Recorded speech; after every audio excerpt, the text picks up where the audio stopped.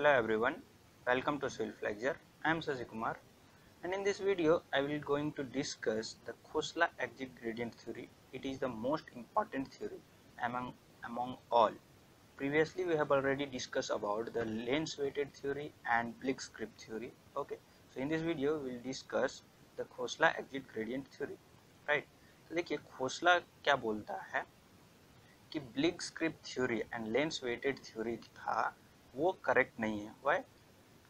ब्लिट्जक्रिग theory में क्या बोला था, अगर कोई भी वाटर सीपेज करता है तो वो क्या है कि क्रिप लेंथ के डायरेक्टली प्रोपोर्शनल होगा उसका balancing head, means head loss जो होगा वो डिपेंड करेगा किसका, वो क्रिप लेंथ पे। ठीक है। And but in this Khosla theory क्या बोलता है कि अगर कोई भी वाटर, ठीक है, अगर पोरस मीडियम से पास होता है तो उसे क्या लैप्लेस इक्वेशन को सेटिस्फाई करना पड़ेगा। ठीक है, that is written here. According to the Khosla, two theories proposed by Bliggs and Lane are not correct because creep length are not directly proportional to the balancing head. As water flows through the porous medium, it has to satisfy the Laplace equation. Right? तो देखिए Laplace equation क्या है?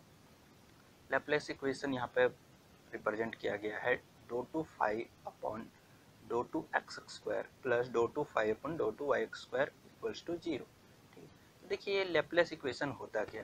ठीक है, अगर हम इस Laplace equation का सॉल्यूशन का बात करें तो ये हमें क्या रिप्रेजेंट करता है, ये रिप्रेजेंट करता है टू सेट ऑफ कर्व्स का। ठीक है, which are intersecting orthogonally. It is written here, the above equation represent a set of curves intersecting orthogonally. One is known as streamline and other is known as equipotential line, and resulting diagram known as the flow net diagram. तो देखिए जो भी diagram हमें मिलता है as a result of streamline and equipotential line, that diagram is known as the flow net. Okay, तो देखिए यहाँ पे जो फाई है वो फाई क्या है, फाई है हमारा वेलोसिटी पोटेंशियल, वो इक्वल्स टू होता है के टाइम्स एच। ठीक है, तो के क्या है हमारे पास, coefficient of permeability, and H is the residual head. Okay, देखिए stream line and equipotential line के बारे में ज़्यादा मैं डिस्कस नहीं करूँगा क्योंकि वो फ्लूइड मैकेनिक्स का पार्ट है, आप लोगों ने पढ़ा होगा, या फिर अगर आप लोगों को ज़्यादा प्रॉब्लम है तो आप कमेंट में बता सकते हैं, मैं उसके लिए एक स्पेशल वीडियो बना दूंगा। ठीक है, तो देखिए सिंपली आप समझिए स्ट्रीम लाइन क्या होता है। Stream line are the path along which water flows. It shows a semi ellipse, means जिस डायरेक्शन में वाटर फ्लो होता है। ठीक है, सपोज दैट ये हमारे पास क्या है, एक हाइड्रोलिक स्ट्रक्चर है, इस डायरेक्शन में क्या होगा, हमारा वाटर फ्लो करेगा ऐसे ऐसे। ठीक है, तो ये जो लाइन यहाँ पे शो हो रहा है, ये लाइन हमारे पास क्या हो जाएगा, वो स्ट्रीम लाइन होगा, और ये जो पाथ फॉलो करेगा वो क्या होगा, हमारे पास सेमी इलिप्स होगा। ठीक है, right. Now second is equipotential line. ये क्या होता है, it is the line joining on same residual head on the stream line, और इसमें क्या होता है, piezometric head will be the same at every point on the equipotential line. Right, देखिए इसको हम लोग समझते हैं इस फ्लोनेट डायग्राम से। देखिए यहाँ पे एक हमारे पास फ्लोनेट डायग्राम है, ये जो हमारा लाइन ऐसे ऐसे शो हो रहा है, ये हमारे पास क्या है, स्ट्रीम लाइन है। ठीक है, अब इस स्ट्रीम लाइन में जहाँ पे सपोज दैट हम फर्स्ट फ्लो लाइन का बात करते हैं, राइट, ये वाला। ठीक है, ये वाले में मैं इस पॉइंट को पकड़ रहा हूँ, इस point. Now next stream line इसमें मैं इस वाले पॉइंट को पकड़ रहा हूँ, फिर नेक्स्ट स्ट्रीम लाइन पे इस वाले पॉइंट को पकड़ रहा हूँ। तो ये तीनों पॉइंट को जो लाइन मैच करेगा, ठीक है, और ये तीनों पॉइंट का क्या खासियत है समझिए, ये तीनों पॉइंट का क्या खासियत है कि इस पॉइंट पे ये तीनों पॉइंट पे क्या होगा, पिजोमेट्रिक हेड, मीन्स जो हमारा प्रेशर हेड होगा वो सेम होगा। तो इस लाइन को जो मीट करेगा, मैच लाइन ज्वाइन करेगा, उस लाइन को हम लोग क्या बोलेंगे, इक्विपोटेंशियल लाइन बोलेंगे। ठीक है, अब देखिए ये जो इक्विपोटेंशियल लाइन है और ये हमारे पास स्ट्रीम लाइन है, ये दोनों क्या है, 90 डिग्री पे इंटरसेक्ट करता है। ठीक है, ये हमारे पास इंपॉर्टेंट पॉइंट है। अब देखिए यहाँ पे और एक इम्पॉर्टेंट चीज़ है, कोई भी दो इक्विपोटेंशियल लाइन और दो स्ट्रीम लाइन के बीच का जो पॉइंट होता है, एरिया होता है, ठीक है, इसको हम लोग बोलते हैं क्या, फ्लो फील्ड बोलते हैं। राइट, ये था हमारे पास basics about the flow net and stream potential, जो कि खोसला ने प्रपोज किया था कि कोई भी अगर वाटर पास करेगा पोरस मीडियम से, ठीक है, तो हमारे पास ये लैप्लेस इक्वेशन को सेटिस्फाई करना चाहिए। अब देखिए जब हमारे पास वाटर फ्लो होता है तो क्या होता है, तो the seepage water exerts a force F at each point in the direction of flow and tangential to the streamline as shown। देखिए मैं इस स्ट्रीमलाइन पे ले रहा हूँ, इस स्ट्रीमलाइन पे क्या है, जिस डायरेक्शन में वाटर फ्लो हो रहा है, देखिए इस डायरेक्शन में यहाँ एरो से शो हो रहा है, इस डायरेक्शन में फ्लो हो रहा है, तो इस डायरेक्शन में हमारा क्या है, फोर्स F एग्जर्ट करता है और ये फोर्स क्या है, इस स्ट्रीमलाइन का टेंजेंशियल होता है, देखिए यहाँ पे, राइट।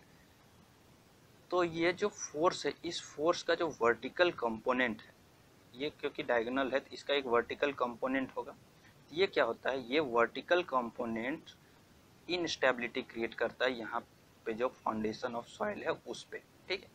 तो जब ये फोर्स इनस्टेबिलिटी क्रिएट करता है तो इसको बैलेंस करने के लिए हमारे पास क्या होना चाहिए, the submerged weight of the soil, means यहाँ का जो सॉइल का सबमर्ज्ड वेट है उसका वेट क्या होना चाहिए, ये हमारा फोर्स F से ज़्यादा होना चाहिए, राइट।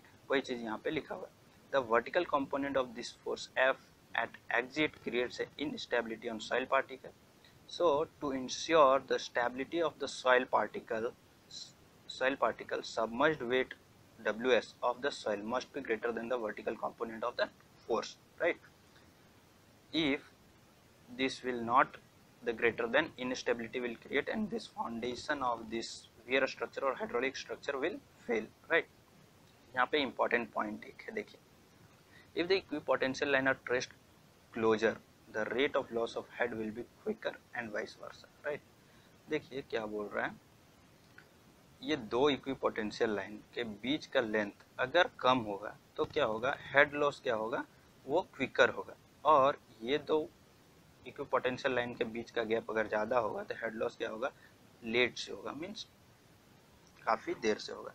तो देखिए अब हमारे पास आता है main important theory of Khosla. Khosla बोलता क्या है, खोसला ने तो बोला कि वो जो Lane's weighted theory creeps Bligh's creep theory है वो तो गलत है, क्यों, क्योंकि वो सेटिस्फाई नहीं कर रहा लैप्लास इक्वेशन को, ये बोला। बट अब खोसला क्या बोलता है, वो बोलता है according to Khosla only downstream pile is essential because undermining or piping failure starts from downstream and upstream and intermediate pile is not essential। देखिए खोसला क्या बोलता है कि देखिए ये हमारे पास एक क्रॉस सेक्शन ड्रॉ किया गया, ये हमारे पास अपस्ट्रीम साइड है कोई भी वियर स्ट्रक्चर और हाइड्रोलिक स्ट्रक्चर का, तो इसमें जो ये डाउनस्ट्रीम पाइल है ये सिर्फ इम्पॉर्टेंट है, ठीक है। ये जो हमारे पास इंटरमीडिएट पाइल है और अपस्ट्रीम पाइल है ये इंपॉर्टेंट नहीं है, प्रोवाइड नहीं कर।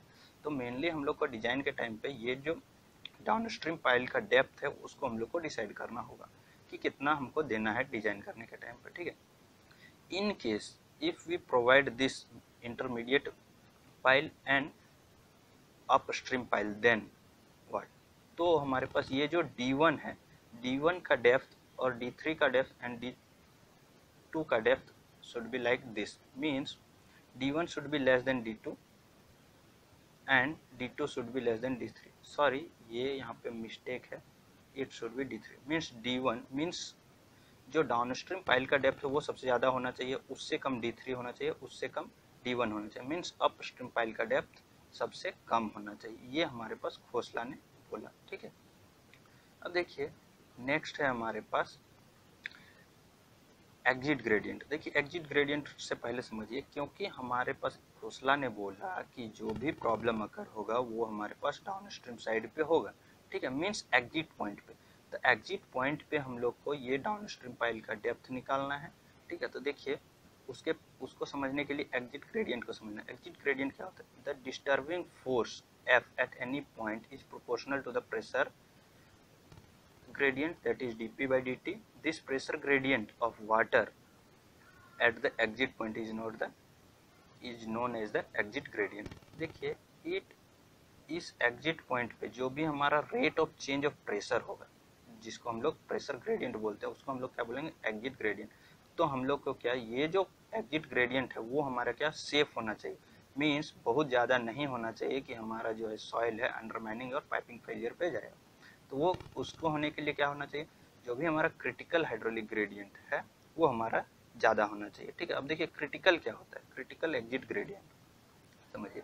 Critical exit gradient, the exit gradient is said to be critical if the exit gradient when the upward disturbing force becomes just equals to the submerged weight means, देखिए मैं अभी बताया था ये हमारे पास इक्विपोटेंस, ये हमारे पास फोर्स एफ एग्जर्ट करता है, तो इसका वर्टिकल कंपोनेंट क्या होता है एफ भी मान लीजिए, और नीचे पे क्या लगेगा W S submerged weight of soil.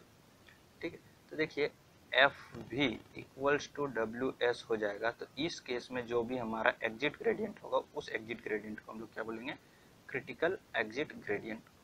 अब देखिए कैलकुलेशन ऑफ एग्जिट ग्रेडियंट। ठीक है, अब खोसला ने क्या बोला कि देखिए हमारे पास जो भी ये लेप्लेस इक्वेशन है, आप यहाँ से देखिए इस ये जो हमारा लेप्लेस इक्वेशन है, अगर इसको सेटिस्फाई करेगा तो इसका सॉल्यूशन करना पड़ेगा, कोई मैथमेटिकल सॉल्यूशन करना पड़ेगा, और based on that mathematical solution we will be able to calculate the critical exit gradient or exit gradient, right? So that is the very lengthiest process or one of the toughest calculation part, right? To overcome this calculation part, Khosla proposed a theory that is known as method of independent variable. This method of independent variable is like this. First of all, we have to calculate, suppose that this is the our one hydraulic structure cross section, and the base length is b and depth of downstream pile is d, and head, that is the upstream water head, is capital H. Okay, तो पहले हम लोग को alpha calculate करना पड़ेगा। Alpha calculate करने के लिए फॉर्मूला है b by D means base width by depth of pipe, और जब ये अल्फा निकल जाएगा तो इस अल्फा से हमें क्या लैम्डा मिलेगा। लैम्डा का फॉर्मूला है 1 plus root under 1 plus alpha square by 2। अब जैसे ये लैम्डा मिलेगा तो खोसला ने क्या बोला कि एग्जिट ग्रेडियंट जीई का वैल्यू हमारे पास हो जाएगा GE equal to H by pi D root under lambda. तो ये हमारे पास क्या है फॉर्मूला है एग्जिट ग्रेडियंट कैलकुलेशन करने का from the method of independent variable, right. अब देखिए क्रिटिकल एग्जिट ग्रेडियंट और हाइड्रोलिक ग्रेडियंट क्या होता है जिसको हम लोग आईसी से डिनोट करते हैं। तो आईसी इक्वल टू क्या हो जाएगा 1 माइनस एन इंटू जी माइनस 1। अगर n को हम लोग n क्या हमारे पास यहाँ पे पोरोसिटी को हम लोग वाइड रेशियो के टर्म में अगर कन्वर्ट कर दें तो हमारे पास ये जो फॉर्मूला है वो बन जाएगा जी माइनस 1 बाई 1 प्लस, ये हमारे पास हो गया क्रिटिकल हाइड्रोलिक ग्रेड। तो देखिए इस दोनों फॉर्मूला से क्या समझ में आता है कि जीई जो है वो फंक्शन है किसका H D and B means this capital H means head of water, base width and downstream pipe, and IC critical gradient जो है किसका फंक्शन है वो पोरोसिटी और स्पेसिफिक ग्रेविटी और स्पेसिफिक ग्रेविटी और void ratio of the soil। ठीक है, इसका फंक्शन है सेम चीज return here from the expression it is concluded that g is the function of hdb and I is the function of ng, that is porosity and specific gravity or void ratio or specific gravity, right। तो देखिए for safety against piping failure ना हो तो इसके लिए क्या होना चाहिए, जो क्रिटिकल हाइड्रोलिक ग्रेडियंट है वो हमारे पास एग्जिट ग्रेडियंट से ज़्यादा होना चाहिए। ठीक है, that is factor of safety की अगर हम लोग बात करें against the piping IC by GE और that should be greater than 1.5, ये हमारे पास ये कंडीशन आनी चाहिए, राइट।